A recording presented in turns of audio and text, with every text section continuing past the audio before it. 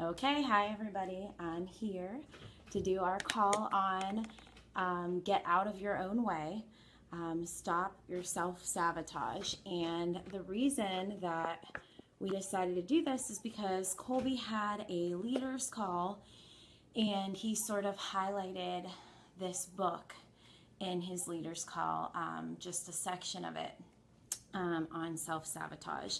And so I thought it was a really good topic to talk about with you all, especially I don't even want to say it because you guys are rocking out this month, but especially in the J months. So we're going to see, I'm going to wait a minute or two to see if anyone joins us, and then we will get started because I want to limit it to a half an hour to respect everyone's time. So we'll see what we've got here.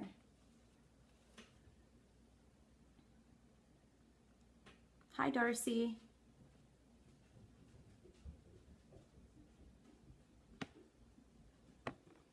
Okay, so we're going to talk about sort of part of this book on self-sabotage and how to get out of your own way. So I was saying earlier that, you know, the J months, everyone, I'm air quotes, because you guys are kicking butt this month for it being June. Team sales are beating last month's team sales. So, I mean, that's crazy.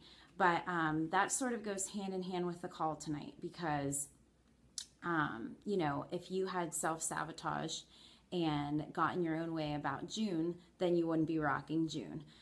So there's a few different things. So first of all, housekeeping, and like I was saying, the J months aren't going to get us down because I was talking with Jess and even Jim Kessler, and they were talking about how awesome everyone's doing this month. So great job. As we approach the end of the catalog, don't stop selling from the catalog and don't get scared. Just be cognizant of the out of stock list because that will grow towards the end of the catalog. And so you just want to be aware of that before you go out to parties and events and before taking orders or doing Facebook parties. So just that's right under resources and then product, and then it's out of stock list. So just make sure you're checking that, you know, maybe even every day as we get closer to the end of the catalog, which will end, we don't have an exact date, but after reunion, they'll bring out our new catalog. So reunion's the 21st through the 25th or something like that, the 24th. And so I'm sure the catalog will start somewhere in there between there and August 1st. And they do keep selling from the old catalog until things are sold out. So you can continue to sell from it. Just be aware of the out of stock date. Hi, Holly and Amanda. How are you? Thanks for joining us. All right, so self-sabotage. And I just want to show you this book that I'm getting everything from. It's Stop Self-Sabotage by Pat Pearson, who is a social worker. And so she wrote this book about getting out of your own way. So I hope some of this is helpful to you. And here we go. All right, so self-sabotage, everybody does it. Not just, you know, people who are poor, people who are rich do it. Old or young people do it. Famous people do it. Not famous people do it. I mean, we've seen famous people who have self-sabotaged. One that really stands out to me is Britney Spears. So I'm sure you can think of some of your own. Nothing can help us. Talent can't help you. Knowledge can't help you. Experience can't help you because you are seriously your own enemy if you are self-sabotaging yourself. And you might not even recognize that you're doing it. It's actually a lot easier, she said in this book, for us to recognize when other people are self-sabotaging themselves. Like, you know, why won't my uncle eat healthier? You know, he's destroying his body. Or, you know, why is my best friend putting up with her boyfriend or her husband who's treating her poorly? I would never put up with that. So it's easier for us to hone in on other people self-sabotaging themselves rather than realize that we're self-sabotaging ourselves. And when you hear the different types of sabotage, you're going to say, oh yeah, I do that. Because when I was reading this book, I'm thinking, oh my gosh, I do that. Oh my gosh, I do that. And you might not totally be one whole, there's different categories of self-sabotage. You may not totally do that whole category, but you might find that you do a part of it. So here we go. So it starts with deserve level. So what you deserve is what you think that you should have, okay? Regardless of if it's material or, feelings, a way that you're treated.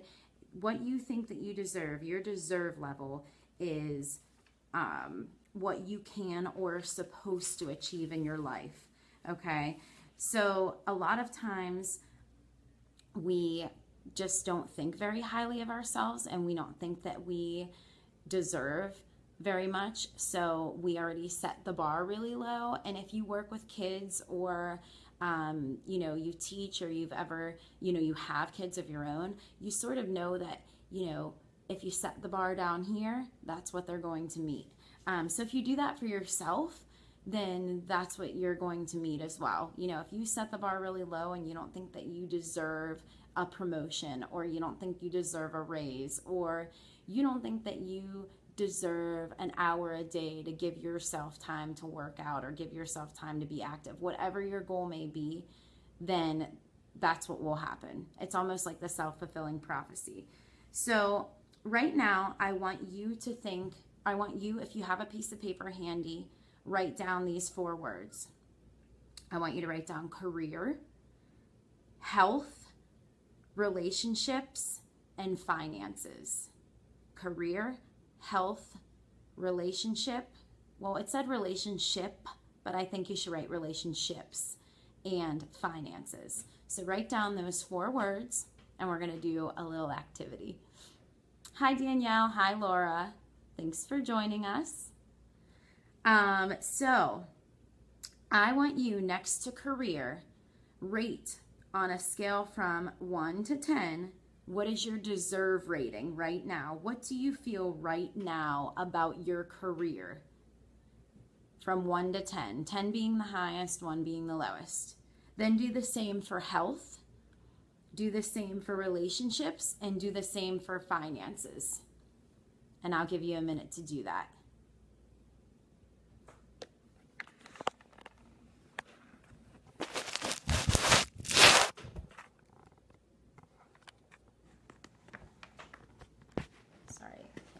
To sit properly.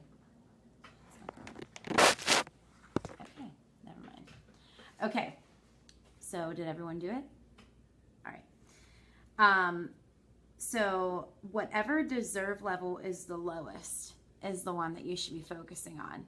So career, health, relationships, and finances. And the reason why I changed it to relationships instead of just relationship is because, other relationships in your life affect you other than just your relationship with a significant other, which is what she was referring to in this book. Some of us might be single, some of us might not be in a serious relationship with a significant other, but even if you are, if you get in a fight with your mom or your best friend, or you're being treated like garbage from your neighbor, that all affects your well-being and your life. So I wanted to include all of those in there. All right, so whichever deserve level that is the lowest out of those 4 categories, that is the one that you should focus the most on. Not that you should let the others go to the wayside, but that's what you should focus on. So here's another thing I want you to think about. Just leave that for right now. And I want you to think about when you talk about your dreams or your desires, do you say, I deserve to have this, or do you make other negative statements? Okay, so I sort of laughed when I read this because, especially with it being summer, I'm more active, okay, and there's nights that, I'll go and I'll get an extra large bowl of ice cream, or I'll have had something sweet earlier in the day, and I'll look at my husband and be like, I ran 4 miles so I can have this. So it's almost like saying, I deserve this ice cream. which would be a really weird way for everybody to like go about their life. So clearly you're not walking around going, you know, I deserve this shirt when you buy something, or I deserve this promotion when you get it, or I deserve, you know, I don't know, lower blood pressure because I've been working out, you know, if your blood pressure came down. But think about how you actually feel inside. Do you feel that you deserve it, or do you feel that you're giving negative statements? Okay. Hi, Danielle. And she's the perfect person to be joining us right now because she's Positive Patty. And I know that her family's been sick, so I'm glad to see you here. But do you make negative statements? So, for example, here's an example in each category of something that might be negative. And I'm sure you can place yourself in one of these categories. I know I can see myself doing all of them. So for your career, you might say to yourself in your head, you know, I could work harder, but I'm qualified for a promotion and a pay raise. And I'm not even talking about Pink Zebra right now. I'm talking about, you know, your full-time job, whatever you do for a living and, you know, full-time. And if you do Pink Zebra, that's great too. Apply it to that. But I am qualified for a promotion or a pay raise, but nobody ever gets them. Okay. I know my husband does this, and I hate to call him out, but he does. He's like, you know, no, when I met with my manager, I didn't say anything. Even though my review was awesome, I didn't ask for a pay raise because nobody ever gets them. Well, that's not going to get you anywhere, and that's negative. So if you've thought about that in your mind, that was just one example, okay? No matter how hard people work, they don't get a raise, or there just isn't money. So for your health, you know, I was doing really good working out, but it's 9 a.m. in the morning and I just ate a donut. So I'm going to eat like garbage for the rest of the day. I've totally done that. And I'm going to call Jess Lynch out on it because when we worked at the school together, we would do that all the time. We would be like on this healthy eating kick and someone would bring donuts in and it would be all over. We'd have 2 donuts. We'd have, you know, 2 donuts and a bag of candy. So we've all done that. Relationship, you know, you blame yourself if you're being mistreated in a romantic relationship, or if you're being mistreated by a friend or a neighbor, you start to think, oh, maybe it's just me, maybe I'm the problem. You have negative connotations towards yourself on what you deserve from that relationship, whether it be a friendship or a family member. You know, or you think, oh, you know, my grandma or whoever has always mistreated me. People are probably laughing, but I'm sure people have had that happen. I just picked a family member, you know, so she's not going to change now. So I'm just going to accept it. Okay. That would be a negative thing. And finances, you know, you might go to the lake and see a lake house and be like, oh my God, we're never going to afford that. So it doesn't even matter. Those are all ways that you can negatively impact yourself. And instead of, you know, having a positive deserve level, you're adding a negative connotation to it. Okay. So now we are going to talk about finding your deserve level. And if you want to get this book, I love it. I'm like not done writing in it yet, even though I read it through. I think I'm going to read it another time. But it is Stop Self Sabotage by Pat Pearson. And so basically there are places to like work through. So I'm going to just take you through this exercise, which I did already. But there's a lot of spots in the book. It's not like a book you could get from the library unless you want to rewrite everything out. And not really a book you can lend out. Sorry, Jess. I told Jess I could lend it to her maybe, but I have writing through it already. So exercise, finding your deserve level. So the first question, what do you believe you deserve in your relationships? So think about that. And you can just write these down and you can do it later if you want. But what do you believe you deserve in your relationships? What do you believe you deserve in your health, including your weight? I don't know why it has that in parentheses. What do you believe you deserve in your finances? And what do you believe you deserve in your career? So you answer all of those, okay? Then you go to the next page and it says, which area do you want to raise your deserve level in? Okay, so you might want to do that, you know, a little bit later. You can find your deserve level for yourself and find out which one is the lowest.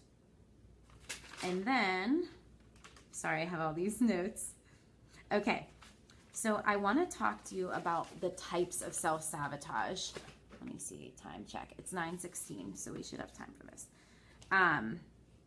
The types of self-sabotage, and I'm sure that you are going to notice yourself. Sorry. I should have marked it. But you are going to notice things that you do yourself, because like I said before, as I was reading through, I'm like, oh my goodness, I totally do this. And I place myself in a few of the sabotage categories.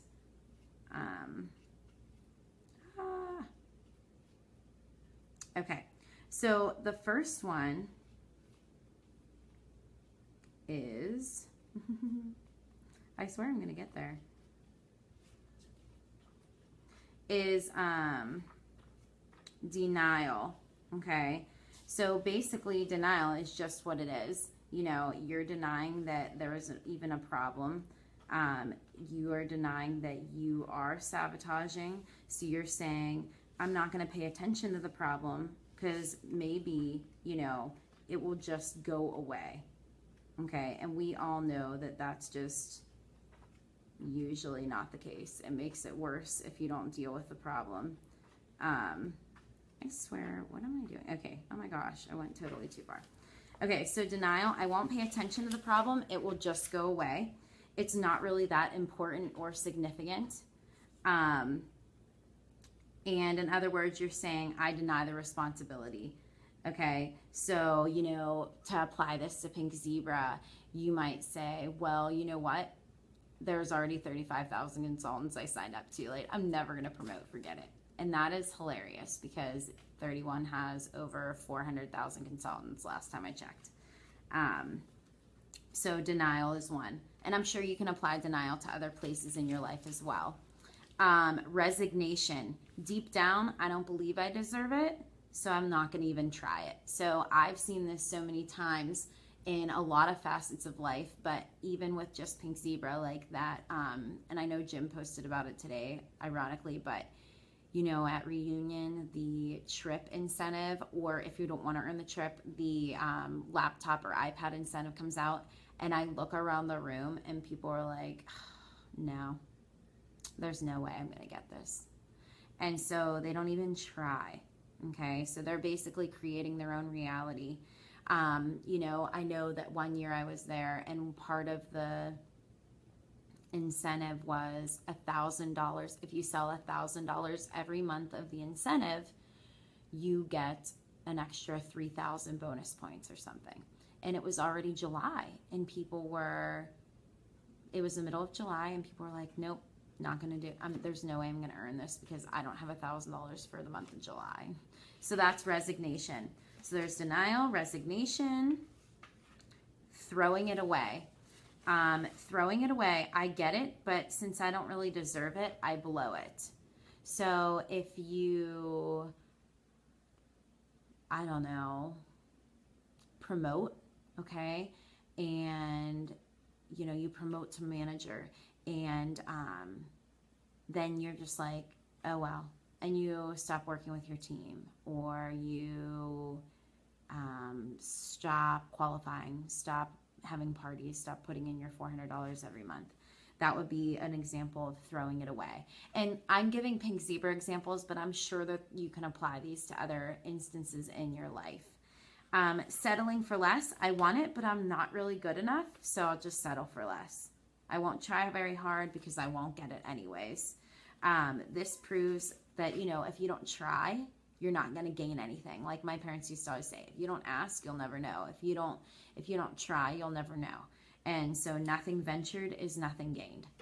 And then the fatal flaw. And usually people who have the fatal flaw, they are taking all the right steps, but they have a personality problem. So they might have a problem of perfectionism. They want to be a perfectionist. They want to be perfect. And we all know how that ends.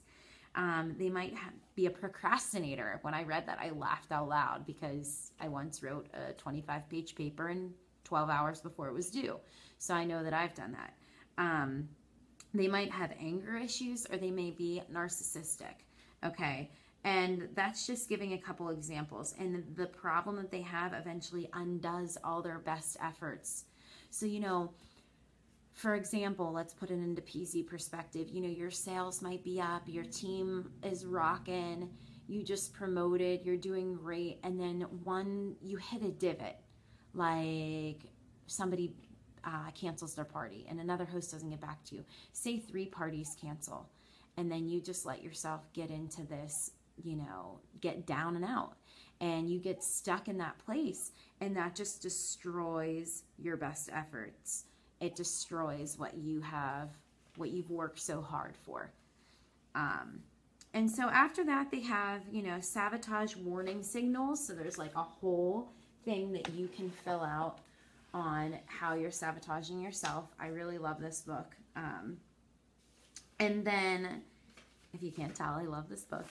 And then it goes into talking you through strategies on, after you find how you're sabotaging yourself, it's broken down like strategies for somebody who has the denial sabotage problem, or somebody who has the resignation sabotage problem, strategies they can use to help themselves through their self-sabotage. Because truly, if you just ignore it and you do not do anything about you self-sabotaging yourself, then nobody else is going to, nothing's going to come along and help you.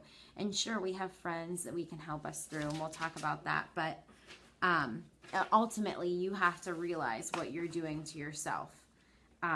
So it gives you like a chapter for each category of self-sabotage on what you can do, what strategies you can do to help yourself. And the main actions to help any type of self-sabotage are affirmations, visualizations, and repetition.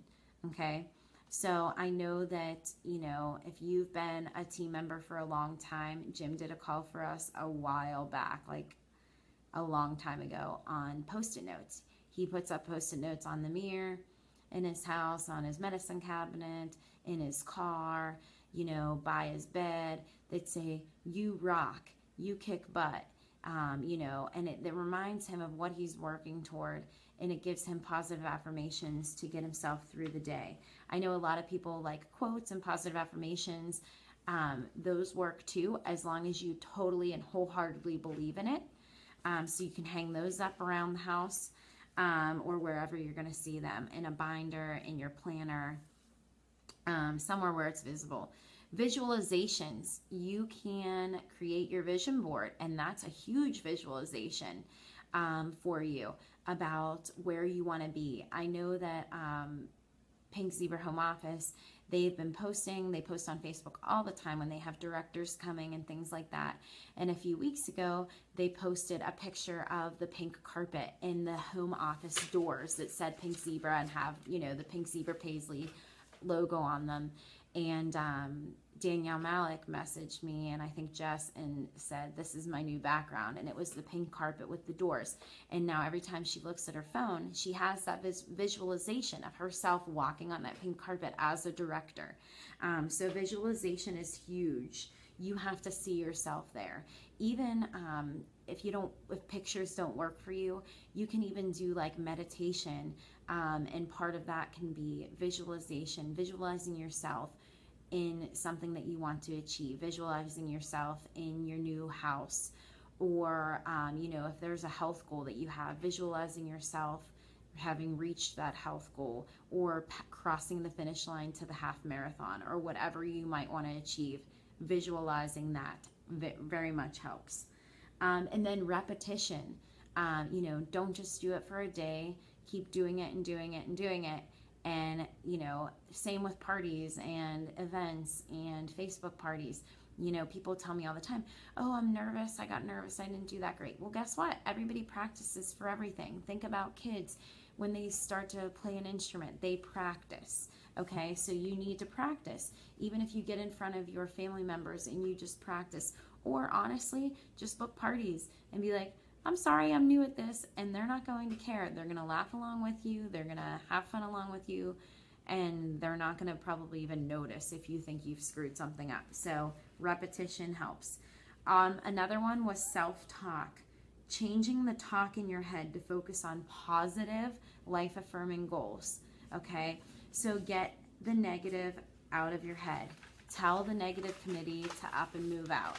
And, you know, when I say this to you, I'm saying it to myself as well. I tell my team all the time, I would never ask you to do something that I'm not willing to do myself. And I know that there's things that I need to work on in the self-sabotage department as well. And that's why I got this book and read it, because he did a really quick, like a couple minute thing on one of the sections. And I was like, oh my gosh, I really needed that. And then I thought, oh, I'm going to get that book. And, you know, I need to work on it too. And my big thing right now is my full-time career, which is not Pink Zebra right now, is teaching. And I keep getting laid off. And I'm not at a place yet where I can, you know, do Pink Zebra full-time. But that is my ultimate goal. So, you know, maybe I would visualize myself home with my son, you know, but I have those boots. I'm a direct Pink Zebra director. You know, and we live in a different house, moved into a bigger house, me and another child, you know, that's my goals. And you have to think about your goals and get those in your head and get the positive in your head, and just keep it up. But this book, I can't say enough good things about it. It is great. And we're approaching 9:30, but I do want to show you, there's a couple exercises in here, like changing self-criticism to self-nurturing. So it's teaching you basically how to treat yourself better. And this book was created by a social worker, you know, written by a social worker who has a lot of experience with people who constantly are self-sabotaging themselves. And she was saying that, you know, it's not only self-sabotage and leaves you down the dumps, but like sometimes people get like long bouts of depression from this, and you want to keep that from happening. So it teaches you self-care and finding balance between work and family and, you know, extracurricular activities and hobbies, and then it talks about self-support. And the biggest self-support you can have are friends and gratitude, and family. And so, you know, lean on your friends. And if you're evaluating your relationships right now and you don't have a friend to lean on, then that might be an area that you want to work on, for your deserve level, because everybody deserves to have a great friend. You can lean on your family, you can lean on your Pink Zebra family, and just gratitude, being grateful every morning and, you know, every day for what you have, and you know what you have. It's sort of like The Secret, which Danielle's gonna love that. Whatever you put out into the universe is what you get back. So I'll leave you with that. You know, giving somebody a compliment, or, you know, being kind to others, and you're gonna receive that kindness back. So basically they're saying that is the answer to the self-sabotage. But there are a lot of good strategies in here for every type of self-sabotage, and a lot of good ideas and evaluations for you to work through yourself. And it might be a good time. And I'm not saying that June and July are slow, because the team is kicking butt. But you might have time while you're laying on the beach or on your way to Vegas if you're going. So you might want to check this book out. And I'll show you it again. And I got it on Amazon. I think it was like $14. But the big thing with this book is dream it, do it, and keep it. You can dream it, but if you don't do anything about it, you won't achieve it. And once you do it and you achieve it, then you have to keep it. Okay? You don't want to self-sabotage if you're one of those people that throws it away. Okay? So dream it, do it, and keep it.